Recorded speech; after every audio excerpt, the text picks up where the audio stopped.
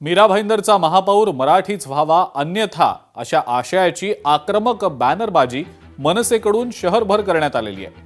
मनसे शहराध्यक्ष संदीप राणे यांच्या नेतृत्वाखाली हे बॅनर लावल्याची माहिती मिळतेय। यामुळे शहरातील मराठी अमराठी वाद पुन्हा एकदा चिघळण्याची शक्यता वर्तवली जाते। मी मीरा भाईंदरमध्ये भाजपचे जे सर्वेसर्वा नरेंद्र मेहता यांना मी कळकळीची विनंती करतो आणि आम्ही बॅनर पण लावले, तुम्ही बघत असाल की या ठिकाणी मराठी महापौर व्हावा म्हणून।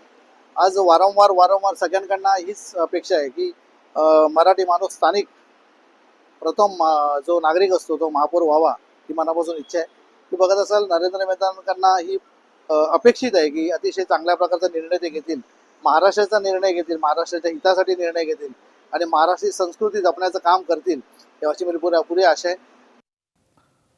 पुढची बातमी सोलापूरमधली आहे। पंढरपूरमध्ये जयकुमार गोरे जे जिल्ह्याचे पालकमंत्री आहेत त्यांच्याकडून पवार काका पुतण्यांना मोठा धक्का देण्यात आलेला आहे। दोन्ही राष्ट्रवादी पक्षातल्या पदाधिकाऱ्यांनी भाजपमध्ये प्रवेश केलाय।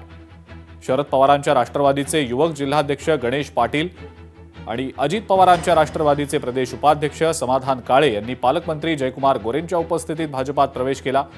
भोसे आणि वाखरी या जिल्हा परिषद गटातनं गणेश पाटील यांच्या मातोश्री प्रफुल्लता पाटील आणि समाधान काळे यांच्या पत्नी मोनिका काळे यांना भाजपनं आता उमेदवारी दिलेली आहे।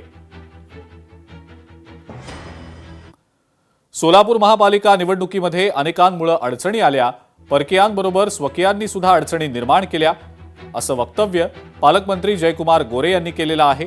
जयकुमार गोरे यांनी विजयकुमार देशमुख आणि सुभाष देशमुख यांच्यावर अप्रत्यक्ष निशाणा साधल्याचं बोललं जात आहे।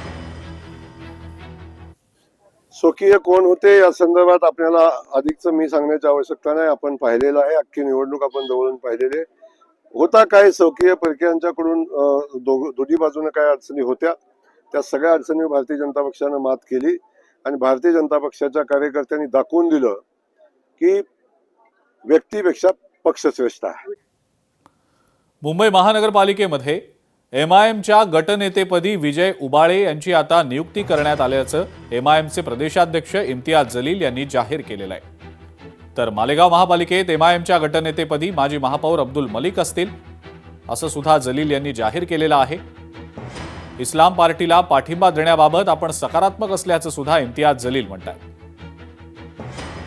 विजय तातोबा उबाले ये हमारे मजलिस-ए-इत्तेहादुल मुस्लिमीन के मुंबई में बॉम्बे म्युनिसिपल कॉरपोरेशन में मजलिस के ये गट नेता रहेंगे। विजय तातोबा उबाले ये हिंदू समाज से आया हुआ एक लड़का है जो ट्यूशन्स लेते हैं, क्लासेस चलाते हैं, बच्चों को तालीम पहुंचाने का काम करते हैं। और अगर आप इनकी कहानी अगर देखेंगे ये इलेक्शन किस तरीके से लड़े हैं, लोगों ने इनको इलेक्शन लड़ाया है। जो इस्लाम पार्टी है वो इस्लाम पार्टी ने के सदर जनाब आसिफ साहब ने मीडिया के ज़रिए दरख्वास्त किया था कि एमआईएम ने और किसी और दूसरे पार्टी ने उनका समर्थन करना चाहिए। तो इस ताल्लुक से भी पार्टी ने ये फैसला लिया है कि उनके साथ बातचीत करके मालेगांव की तरक्की के लिए और फ़िरका परस्तों को दूर रखने के इरादे से हम एक अच्छा फ़ैसला इंशाअल्लाह लेंगे। मकसद एक ही है कि मालेगांव की तरक्की के अंदर हम चाहते हैं कि किसी तरह का फ़िरका परस्तों की दखलंदाजी नहीं होनी चाहिए। लोकशाही मराठी ऐका, पहा, जागरूक रहा।